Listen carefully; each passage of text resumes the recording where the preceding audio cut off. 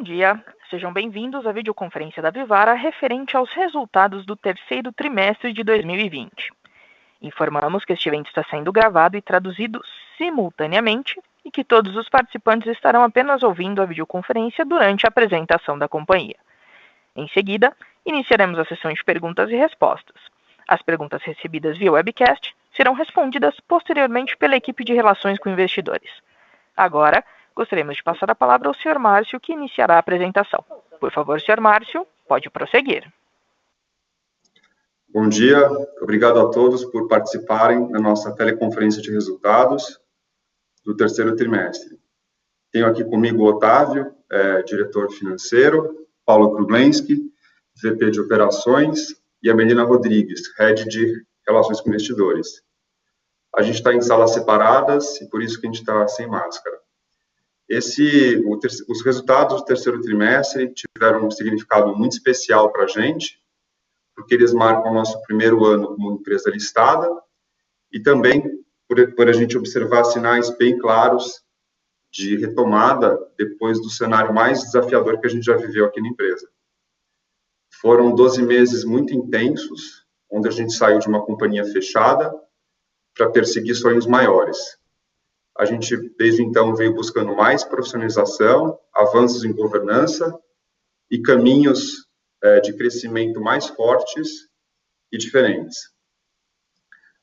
Tudo isso num ambiente novo, com mais visibilidade. Nós sempre fomos uma empresa muito discreta, então está sendo muito desafiador e muito interessante esse novo momento para a gente. Queria agradecer os nossos acionistas que estão ajudando a gente a construir esse novo ciclo. E essa pandemia tem sido um grande desafio para a gente. Desde que ela começou, a gente vem aprendendo diariamente e eu acredito que o time tem feito tudo isso com muita resiliência, determinação e acreditando que a gente pode sempre se superar. Desde então, a gente tomou decisões duras, mas que foram necessárias para proteger a saúde dos nossos clientes, colaboradores e parceiros. Tudo isso sem perder de vista a saúde financeira do negócio. E agora, depois de passados 7 meses, a gente vem observando mês após mês um crescimento das vendas e agora a gente atinge um crescimento muito similar ao que a gente tinha antes da pandemia. O time está muito engajado e está sempre entregando mais que o esperado. Mês após mês, a gente tem conseguido superar as metas que a gente se propôs lá em abril. O resultado que a gente entregou ontem mostra que a gente teve um crescimento de 7,2% em setembro versus 2019, com same-store sales positivo. O e-commerce continua crescendo de forma consistente, com 3 dígitos, mesmo com todas as lojas abertas. Um ponto super importante do nosso resultado foi a margem bruta, que cresceu 200 bips em relação ao ano passado. Isso foi uma grande conquista para a gente, porque mesmo num cenário de crescimento da matéria-prima, do ouro, da prata e do dólar, a gente atingiu esse resultado. Isso principalmente pelo fato da gente ser verticalizado, então a gente consegue controlar todas as etapas da produção e adapta o nosso produto para qualquer preço de matéria-prima. E principalmente pela eficiência da nossa precificação e gestão de estoques. E outro fator super importante que merece destaque é o crescimento das joias de ouro, que mesmo nesse cenário desafiador, foi a categoria que mais cresceu. Então, é de se admirar de ter conseguido atingir nesse trimestre uma margem EBITDA de 20,4% e uma margem líquida de 15%. Esse é um resultado para se comemorar, e eu estou muito orgulhoso do nosso time. Agora a gente entra na principal sazonalidade do ano, que é Black Friday e Natal, onde uma grande parte das nossas vendas e do nosso lucro líquido se concentram. A gente está muito bem posicionado no nosso e-commerce, a gente fez muitas melhorias nesse trimestre, aumento de estoques, uma melhor user experience, e a gente também investiu muito no aprimoramento da nossa omnicanalidade. A gente implantou Joias em Ação, onde as nossas vendedoras conseguem vender pelos clientes online, e isso já corresponde a mais de 40% da nossa venda online, já tem a participação das nossas vendedoras. Por isso que eu digo que a nossa omnicanalidade, ela sempre foi uma realidade, e para nós foi muito natural implantar essas ferramentas nesses últimos meses. Categoria de produtos, a gente, novos lançamentos, que estão super interessantes agora nesse final de ano, em todas as categorias. E uma estratégia de marketing muito bem focada ao momento que o cliente está enfrentando, com ainda um isolamento social. Com isso, a gente está conseguindo, nesse último trimestre, um resultado de venda super interessante também. Em outubro, a gente fechou com 14,5% de crescimento em relação ao ano passado, e agora em novembro a gente está com esse mesmo patamar de vendas. Semana passada a gente teve a nossa convenção anual, que nós sempre fazemos presencialmente, agora ela foi digital. Foi super interessante ter mais de 1.600 pessoas da empresa conectadas, e muito emocionante ver todo mundo se reencontrando, todas as gerentes de loja, todas as vendedoras, o que a gente costuma fazer presencialmente, digitalmente, mas foi muito interessante e muito emocionante comemorando os resultados, porque elas sabem que a Vivara se destaca nos shoppings onde a gente está presente. E, principalmente, preparar e energizar o nosso time para o final de ano, para Black Friday e Natal. Então, a gente sempre faz um ambiente muito acolhedor e estimulante para a nossa equipe nessas convenções. Nosso foco em projeto de longo prazo também está muito interessante e estimulador para a equipe. Ano que vem, a gente vai abrir entre 40 e 50 lojas de Vivara e Life. Um outro plano é aprimorar ainda mais a marca Life, uma melhor operação de lojas, bem focada e diferente da Vivara, uma experiência totalmente focada em Life, treinamentos específicos, onde a gente consegue treinar a equipe em cada detalhe do produto Life, e uma renovação estratégica de marketing e produto para a gente conseguir alavancar mais as vendas, uma gama maior de produtos para a gente conseguir crescer mais a marca Life. E no Omni, uma renovação tecnológica que a gente fez esse ano para preparar a Vivara para um crescimento maior e atingir uma transformação digital num curto espaço de tempo. Tem sido um ano muito desafiador até aqui, mas a gente está muito feliz com os resultados obtidos, devido a todos esses desafios que a gente teve que enfrentar. A gente continua muito bem posicionado para as oportunidades de consolidação e preparado para reforçar a nossa liderança de mercado. Agora eu passo a palavra para o Otávio, que vai comentar os números do trimestre. Obrigado, Márcio. Bom dia a todos. Obrigado pela presença aqui. Eu vou passar pelos detalhes desse resultado super positivo que a gente registrou. Como o Márcio disse, o time todo está muito orgulhoso do que a gente apresenta aqui hoje para vocês. A gente, começando pelo slide 3 aqui, a companhia registrou receita bruta de 308,1 milhões, com estabilidade contra o ano passado, caindo apenas 0,2%, com destaque para o desempenho das lojas físicas, que registraram 234,3 milhões, caindo ainda 16,5% contra o mesmo período do ano passado, e o e-commerce, que ainda cresce, 3 dígitos, aceleradamente, quase triplicando de tamanho ainda, registrando 70,6 milhões no período, crescendo 182%, com share aqui no trimestre de 23 pontos percentuais da nossa receita ainda, se estabilizando num patamar mais confortável aqui pós-pandemia, pós-reabertura das lojas, estamos com quase a totalidade das lojas abertas, apenas uma ainda resta fechada. Receita líquida no período teve crescimento de 1%, com 242,6 milhões no período, aqui com same-store sales de 3,9 negativo, considerando o e-commerce. Esse crescimento, ele é pautado principalmente num crescimento na vertente de preço, a gente vem repassando o preço e a gente vai falar disso um pouco mais quando falarmos de rentabilidade dessa venda, né, e a gente vem, né, já desde meados do ano passado, o segundo semestre do ano passado, repassando gradualmente preço. Após o aumento deste início de ano, a gente continuou repassando preços gradualmente e protegendo a rentabilidade, né.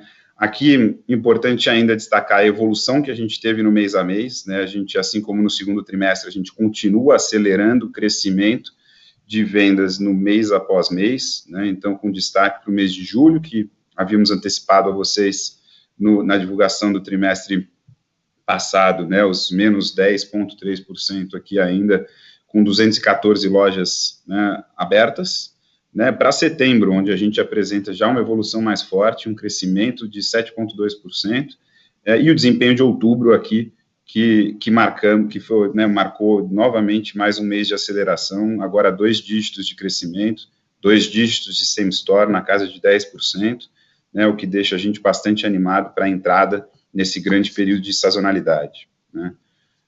Acho que ainda reforço o desempenho da Vivara no contexto do mercado de joalheria, que nesse mesmo período teve queda reportada de 20%. Né? Então, a Vivara, nos últimos trimestres todos, né, veio ganhando share de mercado, né, desempenhando, né, e crescendo mais do que o mercado de joalheria, e durante a pandemia sofremos menos que o setor como um todo. Né? Olhando aqui para o destaque de mix, né, acho que assim como a tendência apresentada no trimestre anterior, a gente continua expandindo o share de joias na receita, principalmente pelo maior share de joias dentro do e-commerce, pelo programa Joias em Ação, e a gente vai mostrar isso em detalhes. Então, joias ganham no período 5,2 pontos de share para 56,9, né, e tira share aí da receita tanto de relógios, contribuindo ainda mais para a rentabilidade, que está perdendo 2,2 pontos percentuais, e de Life também, neste contexto de início de expansão, de substituição de quiosques por lojas, que ainda perde 2,7 pontos percentuais da receita. Passando para o slide 4, a gente mostra aqui o detalhe da receita, a abertura da receita pelo canal, né, off, e depois no seguinte on, e aqui com destaque ao desempenho, a evolução do desempenho das lojas, que na medida em que as praças reabriram, e não só reabriram, mas começam a funcionar por mais tempo, né, elas recuperam o share do faturamento. Em setembro, as lojas bateram 82,3% da receita, né, e agora contamos com 262 lojas reabertas, apenas uma no Terminal 3 de Guarulhos, que continua fechada nesse período, né.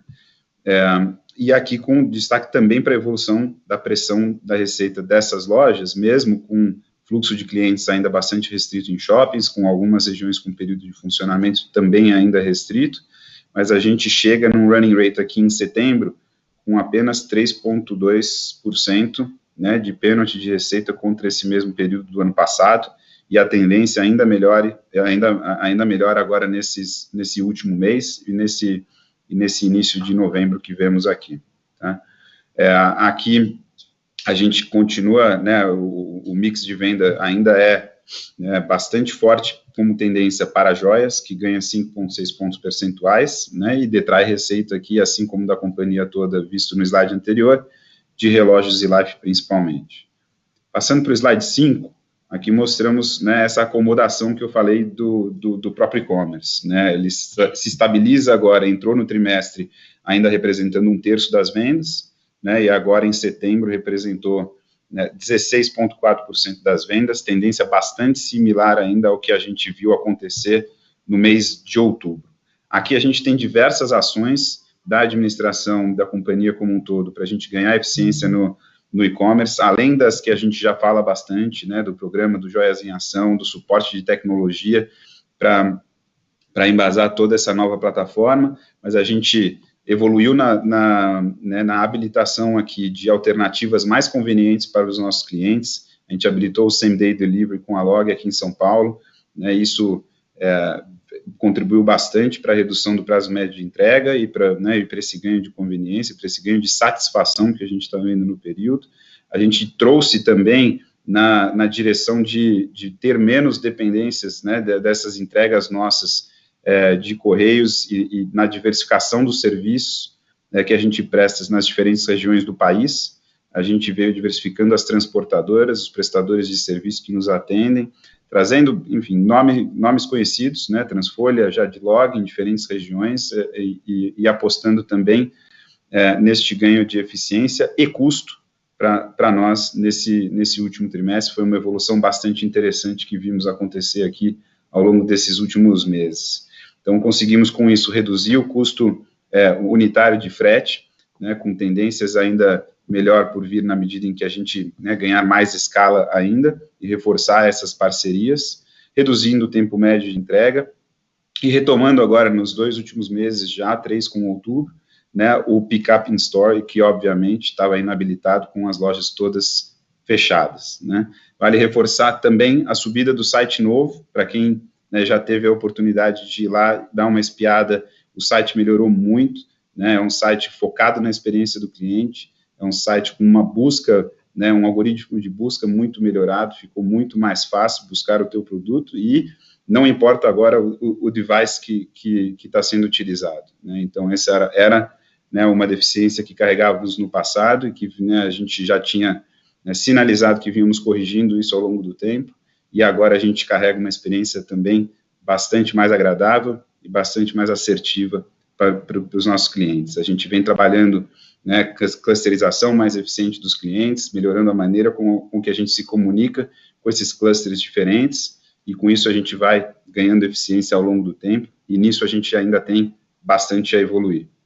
Né? Passando agora para o slide 6, aqui a gente mostra, né, a razão desse ganho de relevância de joias para nós, né, a categoria que vem puxando o crescimento da companhia nesse trimestre, ou a recuperação de vendas nesses últimos trimestres, que é a categoria de joia, e o porquê que ela acontece, né? O e-commerce cresce quase 3 vezes, né, e cresce com quase 20 pontos adicionais de mix de joia em ouro, né, e isso faz com que, obviamente, a rentabilidade do canal aqui também melhore bastante, e acontece principalmente pelo destaque que o Márcio reforçou, né, o Joias em Ação, que começou o trimestre representando um pouco menos de 30% das vendas do online, né, e encerrou o trimestre em setembro representando quase 46% das vendas do online, né, com 70% de share de joias nessa venda assistida, nessa venda direta.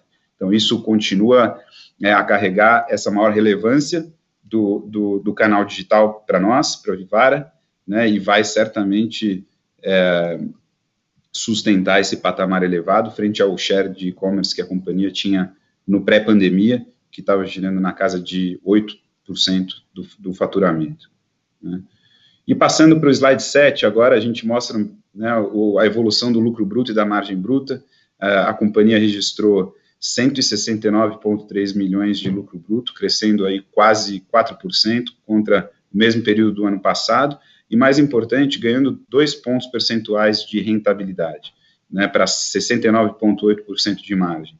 Aqui acho que é o reflexo puro da adequada, né, política de precificação da companhia, desses repasses pontuais e dessa dinâmica de como a gente antecipa esse ganho que está implícito nos nossos estoques, né, e a gente vem protegendo rentabilidade, né, e de forma eficiente aqui, com boas tendências não só no trimestre, como a recuperação da tendência do acumulado do ano. Né. Já no segundo trimestre a evolução foi bastante significativa, e agora a gente entrega de forma consistente aqui resultados robustos, não só de vendas, mas com boas tendências de rentabilização. Aqui a gente ainda ganha rentabilidade, né? Esse ganho de rentabilidade vem diretamente da eficiência no custo do produto unitário, desse bom trabalho, não só da política de precificação, mas da gestão de mix de vendas, né? De mix de produtos nas subcategorias. Com isso, a gente ganha quase 2,4 pontos percentuais, né, de eficiência de custo né, no trimestre, contra o mesmo período do ano passado, né, e perde um pouco ainda pela maior relevância das despesas da fábrica. Se recordam, nos trimestres anteriores, a gente abriu um pouco mais essa informação e a gente carrega despesas adicionais que antes eram classificadas como despesas, e agora a gente enxerga isso dentro do custo total da companhia, prejudicando a comparação entre períodos. Né. Mas o importante é que a gente continua a ganhar eficiência de custo, e isso continua a garantir essa evolução de rentabilidade.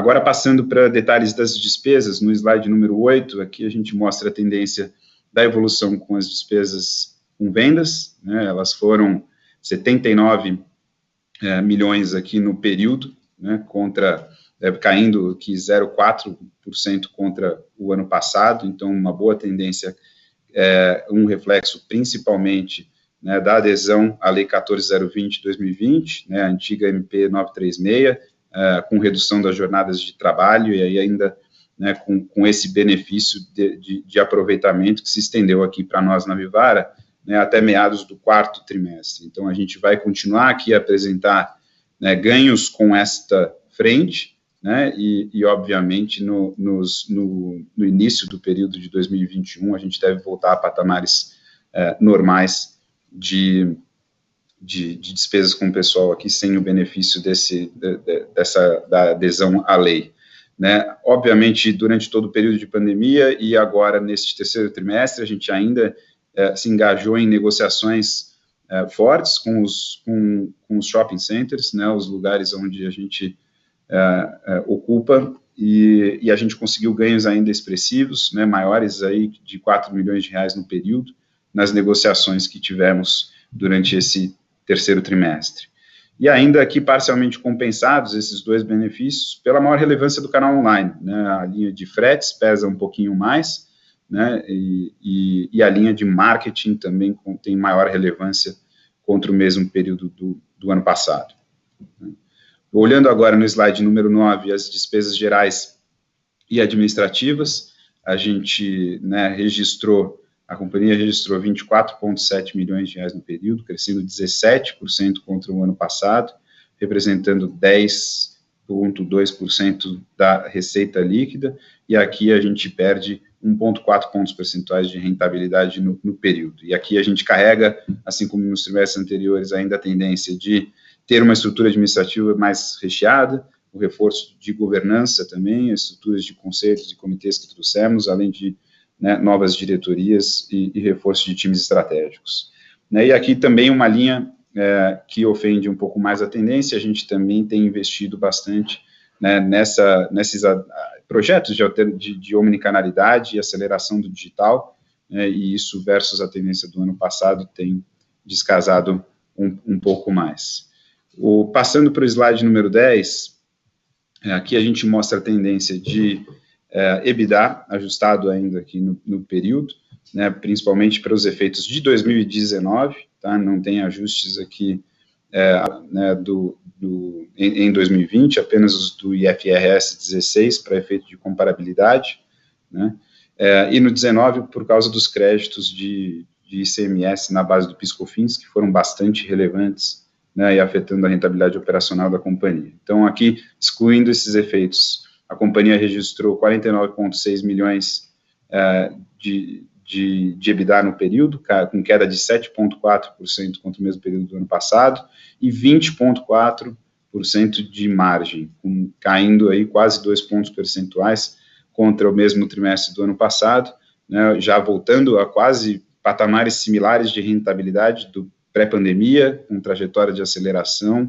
né, e agora a gente começa a discutir esse assunto, como o Márcio já antecipou, falamos aqui de 40, 50 novas lojas ao longo do ano que vem, a oportunidade continua bastante clara para a gente, né, e o que está para ser redesenhado aqui é a velocidade e o temporal dessa aceleração, né.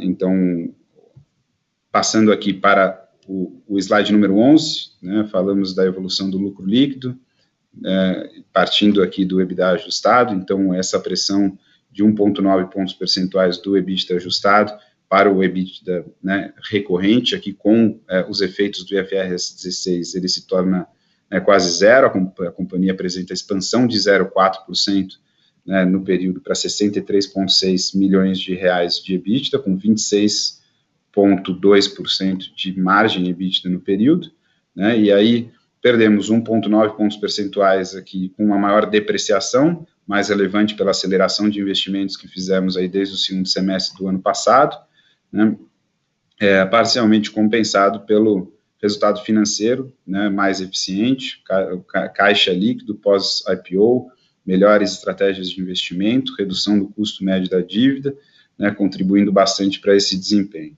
Tá? E aí nos leva à tendência de 36,1 milhões de reais de lucro líquido no período, com quase 15% de margem líquida, caindo 1,4 pontos percentuais em relação ao mesmo período do ano passado. No slide 12, mostramos aqui a evolução dos investimentos da companhia.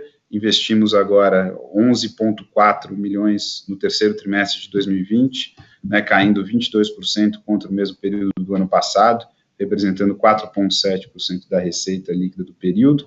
E aqui, principalmente, né, nas poucas lojas que a gente já, né, vinha trabalhando, nas reformas também, pontuais aqui do período, mas principalmente em sistemas, seja, né, investimentos aqui nessa transformação digital, né, que o Márcio bem colocou, e também na compra de alguns equipamentos que antes eram alugados, né. Na página 13, mostramos a evolução do endividamento da companhia. Aqui temos, né, 10 milhões quase adicionais de dívida bruta, né, no período, e encerramos o mês de setembro com 330 milhões de reais aqui. E aqui a mensagem: a gente começa a fazer, né, o movimento de alongamento do endividamento da companhia, que antes estava, né, quase que 100% no curto prazo, vencendo ali no início do primeiro trimestre do ano que vem. Então, aqui no mês de setembro fizemos esse primeiro movimento, no mês de outubro fizemos mais um segundo movimento nos vencimentos originais dos contratos anteriores, e hoje possuímos quase 110, um pouco mais de 110 milhões de reais de dívida já no longo prazo, né, um pouco mais de 1/3 do endividamento total. Esse aumento de dívida, ele é devido, aumento pequeno, né, mas ele é devido principalmente para que a companhia possa aproveitar a oportunidade da isenção de IOF, que ainda perdura até o final de dezembro, se nada mudar, né, e que é válido também nas rolagens, né, que será válido também nas rolagens futuras desses mesmos contratos. Então, esse benefício é importante, e a gente optou aqui por expandir um pouco a dívida nesse curto prazo para aumentar esse benefício, e ajustaremos o tamanho do endividamento da companhia no início do primeiro trimestre do ano que vem, quando a gente tem, né, o vencimento da maior parte do nosso endividamento. Fechamos o período com 612,2 milhões de reais de caixa, então continuamos a gerar recursos aqui de forma relevante, né, um dos maiores destaques de períodos anteriores, mesmo durante, né, a pandemia, a gente continuou gerando caixa operacional de maneira forte. Aqui a gente já começa a consumir recursos em capital de giro, mas ainda assim a alavancagem em cima dos resultados permitiu com que a gente continuasse gerando caixa líquido, né. Então, caixa líquido do período ao final de setembro, né, foi 282,2 milhões de reais. A companhia continua, obviamente, super desalavancada, com um balanço muito forte, né, e entramos, assim, super preparados para aproveitar oportunidades, não só no quarto trimestre, mas durante o ano que vem também. No slide 14, damos destaque aqui à geração operacional de caixa, né, foram 32,3 milhões no período, ou 20,9 milhões pós o pagamento dos 11 milhões de investimentos que fizemos aqui no período. E aqui, como já falei, a gente enxerga, né, os detalhes da aceleração da venda, já consumindo quase 14 milhões aqui na movimentação do contas a receber, a recomposição dos estoques para preparar já o início da preparação que fazemos aqui para o Black Friday e Natal, né, e aqui a retomada ainda tardia em setembro das atividades comerciais de compras nossas, né, resultando no pagamento, né, dos vencimentos expressivos aqui da linha de fornecedores, né. E no período acumulado do ano foram 176 milhões de geração de caixa operacional, ou 138,5 milhões após o pagamento dos quase 40 milhões de investimentos que fizemos até o momento, né. Era isso que tínhamos para apresentar, né, nos resultados de hoje. Esperamos muito que vocês tenham gostado. A gente, reforçando aqui, estamos muito contentes, muito animados. Quando a gente olha aqui nas reuniões internas, né, a apresentação dos resultados mensais, a evolução dos resultados mensais, via de regras, vários desses gráficos apresentam uma grande recuperação aqui em formato, né, V de Vivara, e essa mensagem tem sido muito forte, foi muito forte na convenção de vendas, né, muito emocionante para todo mundo. O time todo, né, dessas vendedoras também está extremamente energizado para a gente entrar super preparado aqui para entregar esses resultados, né, com evolução significativa, tanto nessa Black Friday como no Natal. Obrigado a todos, e agora a gente abre para perguntas e respostas. Iniciaremos agora a sessão de perguntas e respostas apenas para investidores e analistas. Caso haja alguma pergunta, por favor, digitem *1. Se a sua pergunta for respondida, você pode sair da fila digitando *2. As perguntas serão atendidas na ordem em que são recebidas. Solicitamos a gentileza de tirarem o fone do gancho ao efetuarem a pergunta. Dessa forma, uma ótima qualidade de som será oferecida.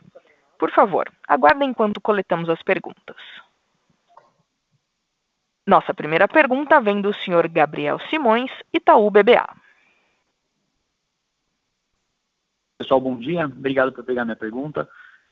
Eu tenho duas, na verdade, aqui. Então, a primeira é com relação ao crescimento do mercado, né? Então, o Otávio comentou aqui que o mercado caiu uns 20% agora nesse período, então o crescimento de vocês parece ter vindo de ganho de share, mas aí queria entender pensando para frente, tá? Então, com essa volta das lojas que a gente tem visto, esse crescimento agora de 14,5% de vendas de vocês, que vocês reportaram agora para outubro, parece bastante impressionante aqui já na nossa visão, né? Então, a gente queria entender como é que o mercado está crescendo agora nesse quarto trimestre, e nesse movimento aqui desse trimestre seguinte, quanto desse crescimento que vocês estão tendo vem de mercado, quanto é ganho de market share, já se a dinâmica mudou um pouco do terceiro trimestre, pensando no mercado com a volta de loja física.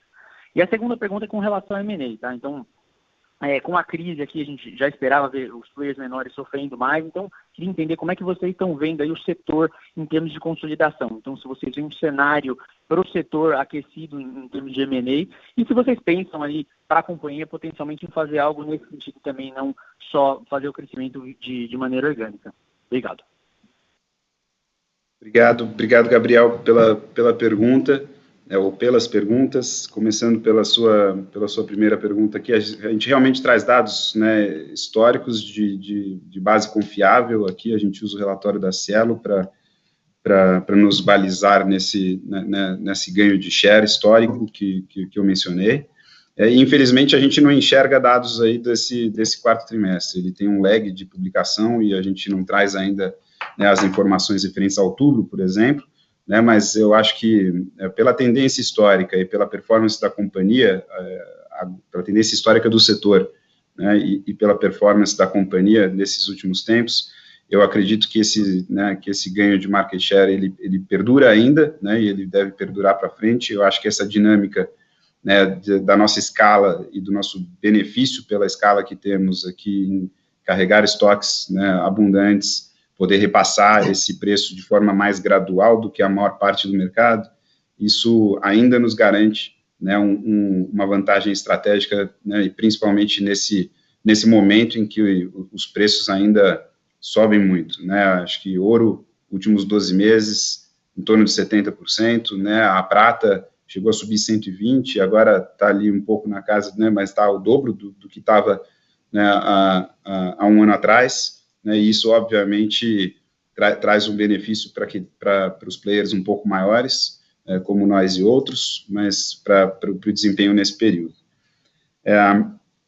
Quanto a M&A, eu acho que, assim, a gente sempre de ouvidos abertos a, né, excelentes oportunidades. Aqui a gente reforça a mensagem de que, né, o foco nosso no curto prazo está na reaceleração da expansão física da companhia, na expansão orgânica da companhia, pela abertura de lojas Vivara e pela abertura de lojas Life, para que a gente ganhe massa, principalmente nesse segundo nome, ganhe analytics para poder, né, direcionar melhor esse crescimento e vá ocupando mais espaço com retornos super atraentes, né? A gente enxerga um certo agito nessa realidade de inorgânica, né, no setor de varejo como um todo, né, e no nosso também, né, mas eu acho que a gente, né, está centrado aqui em entregar a nossa lição de casa, que já é bastante grande, mas sempre atentos aí a oportunidades que possam vir, tá? Não tem nada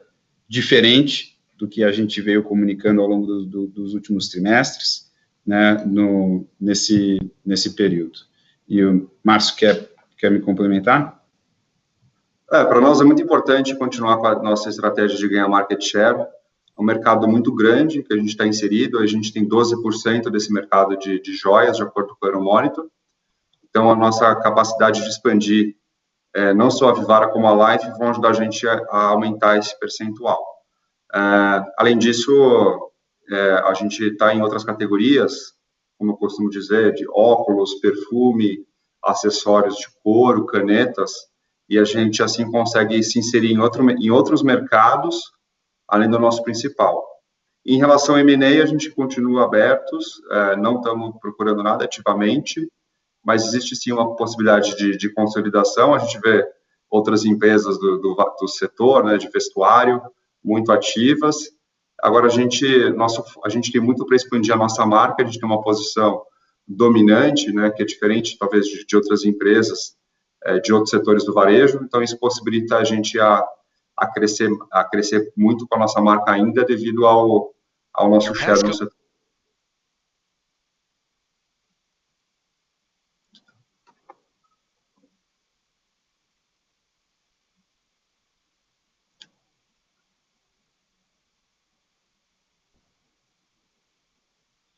Com licença, senhores palestrantes, podem prosseguir. Acho que a gente pode passar para a próxima pergunta. Podemos, Gabriel, obrigado, esperamos ter respondido.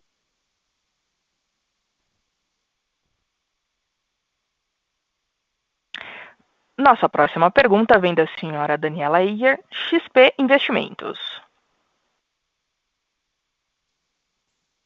Bom dia, pessoal. Obrigada pela pergunta e parabéns pelo resultado. Eu tenho algumas perguntas. A primeira é um pouco retomando essa questão da evolução da margem bruta, né? Realmente é surpreendente o trabalho que vocês estão fazendo para proteger, inclusive até expandir, dado o aumento recente das matérias-primas. Queria entender como que vocês veem essa evolução para frente. E aí também isso combinada a margem EBITDA, uma vez que vocês têm visto, né, as vendas se recuperando. Se a gente pode começar a imaginar que, eventualmente, no quarto trimestre ou no ano que vem, como vocês estão pensando na tendência de margem EBITDA. E aí também um pouco, né, nessa questão da recuperação de vendas, se você puder dar um pouquinho mais de cor de como tem evoluído as vendas ao longo desse novo trimestre, né, do quarto. Vocês comentam que tem melhorado gradualmente. Uma coisa que realmente surpreende é que o e-commerce de vocês segue bastante sólido. Acho que a iniciativa das joias em ação foi muito acertada, tanto para trazer fluxo quanto para ajudar em mix. Então, como que isso tem evoluído? E se eu puder fazer uma última pergunta, um pouco na questão, não necessariamente de M&A, né, mas em expansão, se vocês puderem dar um update da expansão de uma nova marca mais focada em classe mais baixa, se vocês, enfim, pausaram um pouco esse projeto, dada toda, né, a pandemia, e como isso está evoluindo. Obrigada. Legal. Obrigado, Daniela, pelas perguntas. Né, falando aqui sobre a rentabilidade bruta e como a gente tem, né, se protegido a esse aumento. Eu acho que vale começar pela parte natural do comportamento, né? Assim, acho que a gente vem apresentando essa tendência, né, já desde o segundo semestre do ano passado, né, em que nessa dinâmica de aumentos mais inclinados do preço da matéria-prima, seja pelo dólar ou pelo preço da matéria-prima em dólar mesmo, a gente tem esse benefício de acompanhar o mercado em algumas categorias específicas, que são mais elásticas a preço, né, e ser mais espaçado, né, e fazer repasses mais espaçados de preço em algumas outras categorias onde a gente tem vantagem, né. Existe a dinâmica de lançamentos, né, que a gente vem destacando, que contribuem para essa rentabilidade. Os novos lançamentos, eles vêm precificados a um markup fixo no preço de reposição do metal, e na medida em que a gente refresca o nosso portfólio, a gente também ganha rentabilidade nessa inserção de novos produtos. E aí, né, eu enxergo esta evolução, essa realização no curto prazo desse ganho que está no nosso estoque, pelo custo médio ainda reduzido, né, a gente ficou sem comprar durante praticamente o período da pandemia, o período em que a fábrica esteve fechada, né, a gente fechou a fábrica ali no finalzinho de março, né, e retomamos a operação mais para o final do segundo, né, do segundo trimestre, e com isso a gente preservou um custo médio ainda bastante inferior, dado, né, a inclinação dessa precificação do ouro.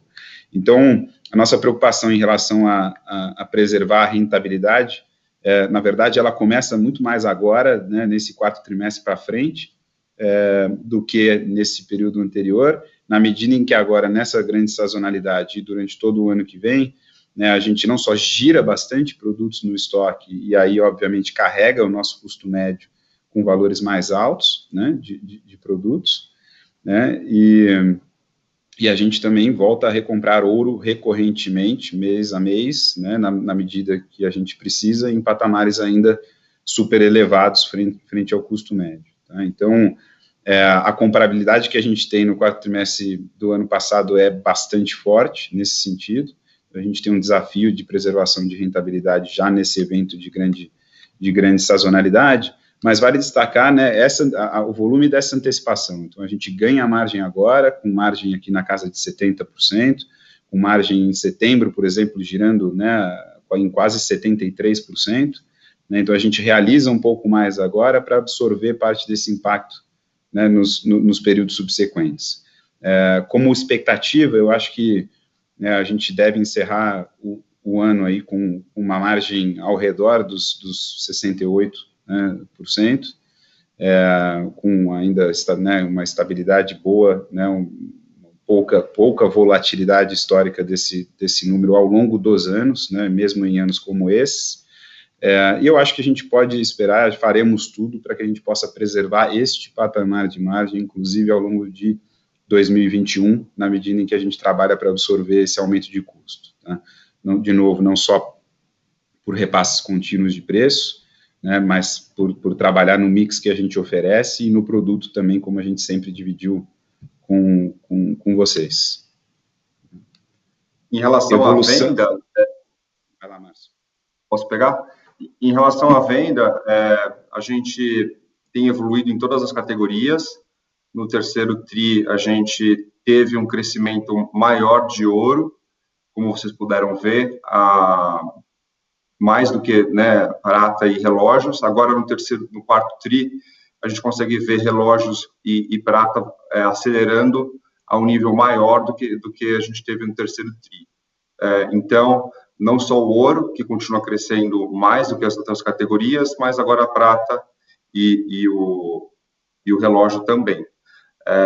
Então, o que a gente vê agora nesse quarto TRI é uma aceleração maior de tudo, né? Então, como no terceiro TRI a gente fechou com vendas praticamente iguais a 19, agora a gente está com um crescimento de 14,5. Então, esse crescimento vem bem distribuído. O e-commerce continua crescendo 3 dígitos, então ele realmente acelerou mais no segundo trimestre, e agora no terceiro e no quarto ele está estável aí na faixa de 150% de crescimento, e a gente não vê daqui para frente, nos próximos meses, uma alteração nessa proporção entre e-commerce e loja. A gente acredita que vai ficar muito próximo desse patamar. O que a gente vê que me deixa bem animado é essa aceleração maior que a gente está vendo no Life. Foi uma categoria que cresceu menos do que o ouro, e como a gente está com muitas ações específicas para Life, agora que a gente está conseguindo entrar mais no detalhe da operação, para garantir que ela está bem focada no cliente Life, que é diferente do cliente Vivara. Os treinamentos de Life, então, a gente tem um book de treinamentos muito mais detalhado do que a gente tinha antes. Então, e a operação, né, a remuneração das vendedoras, a gente está deixando ela mais estimulante para a equipe, e também coleções e marketing muito mais assertivos, no sentido de ser um marketing para todos. Então, as últimas campanhas que a gente fez, a gente trabalhou bem essa questão da diversidade, de uma joia para a vida, para todos, e isso já está trazendo um retorno maior do que a gente viu no terceiro TRI. Em relação à expansão, a gente vê uma oportunidade grande de retomar a velocidade que a gente vinha executando a expansão no pré-pandemia. O Márcio comentou da gente abrir 40 ou 50 lojas, de 40 a 50 lojas o ano que vem, tanto das marcas Vivara e Life. Vivara, a gente acredita em entrar em praças que hoje a gente ainda não está presente. O mercado aceita muito bem a marca e grandes oportunidades estão aparecendo com vacância em shopping e nesse momento de retomada. A Life, essa retomada que o Márcio comentou e tanto a revisão que a gente está fazendo de mix, de conceito, fomenta a gente voltar a ter uma aceleração muito grande com a abertura de lojas. E em relação à marca Sena, hoje a gente tem 12% de share. Esse mercado, se ele existe, é um mercado que está aí e a gente está estudando todas as oportunidades. Que nem vocês perguntaram se está aberto a M&A, ou a gente também vem estudando tanto o mercado para cima quanto para baixo. São oportunidades, o objetivo é a gente consolidar o mercado e crescer organicamente ou com outras marcas, mas a possibilidade do mercado de consolidação é grande em virtude do share que a gente tem, a gente vê muita possibilidade ainda. Está super claro. Obrigada e parabéns de novo pelo resultado. Obrigado, Daniel. Nossa próxima pergunta vem do senhor Eric Wang, Eleven Financial. Bom dia, pessoal. Obrigado por pegar nossas perguntas e parabéns pelo resultado. Na verdade, do nosso lado, a gente queria entender um pouquinho mais se vocês poderiam dar um pouco mais de visibilidade com relação a essas aberturas de lojas no ano que vem, né?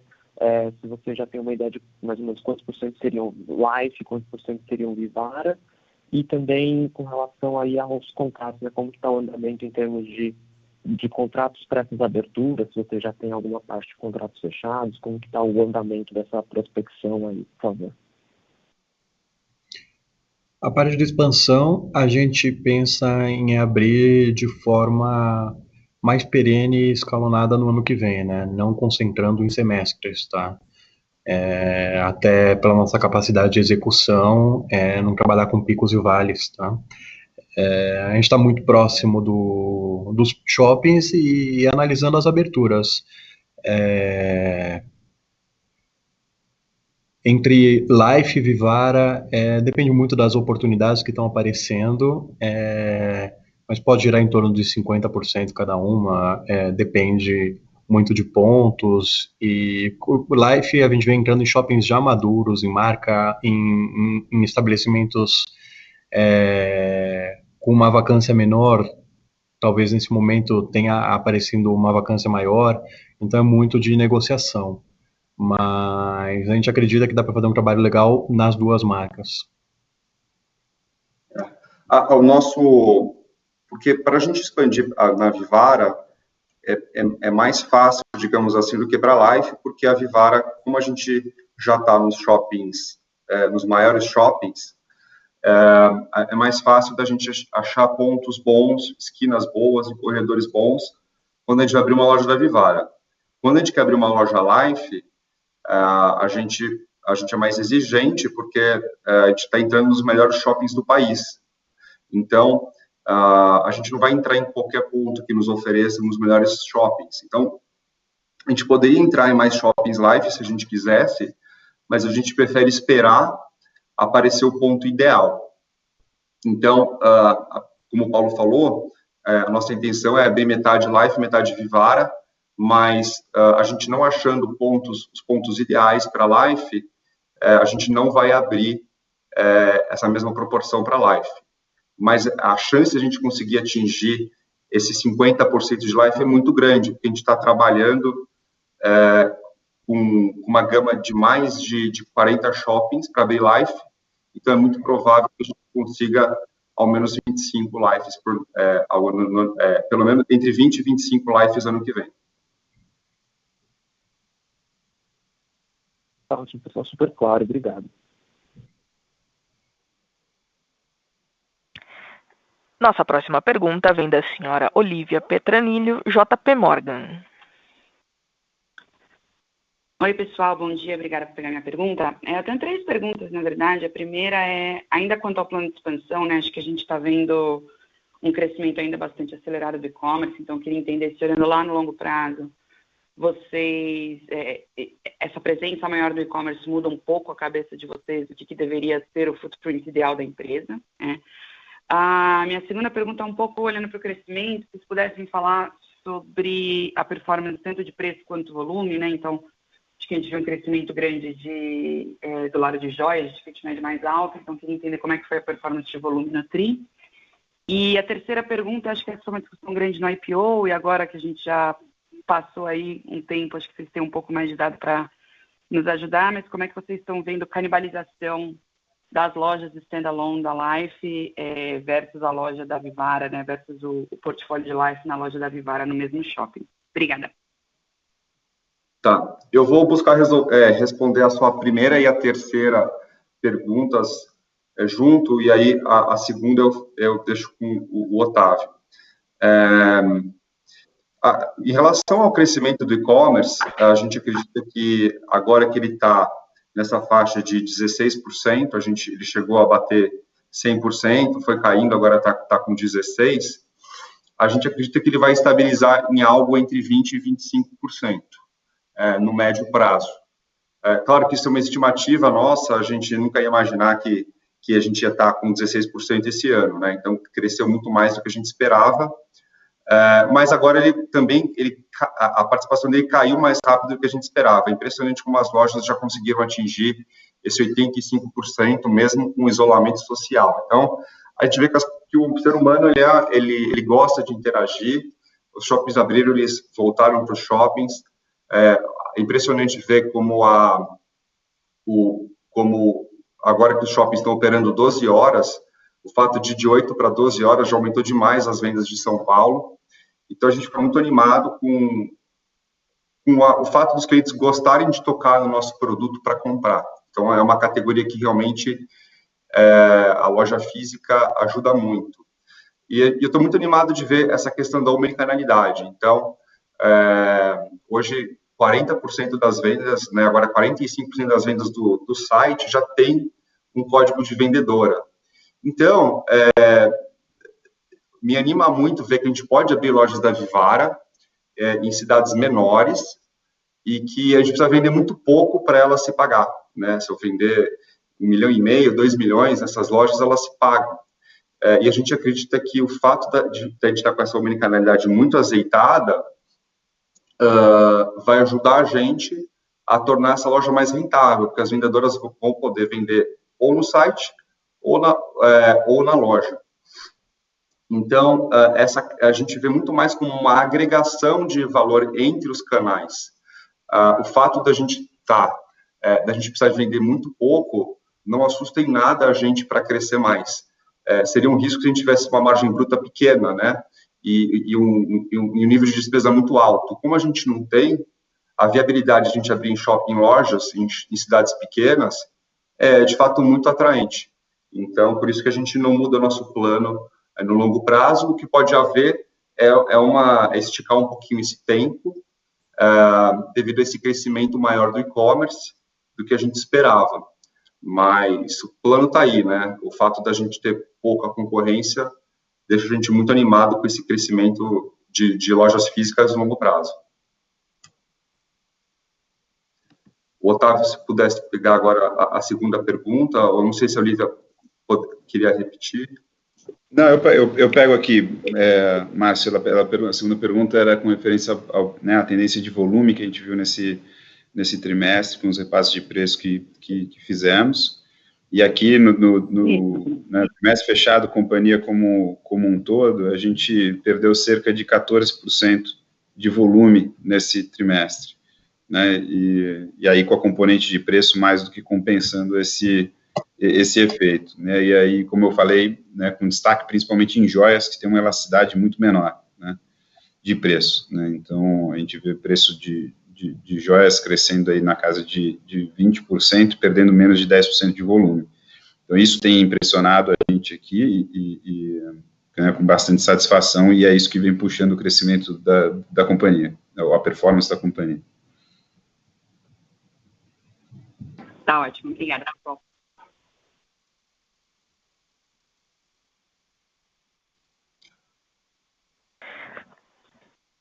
Não havendo mais perguntas, gostaria de passar a palavra para o Sr. Márcio para as considerações finais.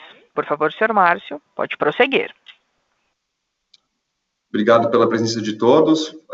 Tem sido um ano muito interessante para a gente.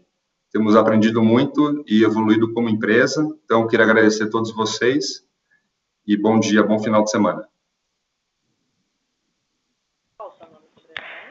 A videoconferência de resultados da Vivara está encerrada.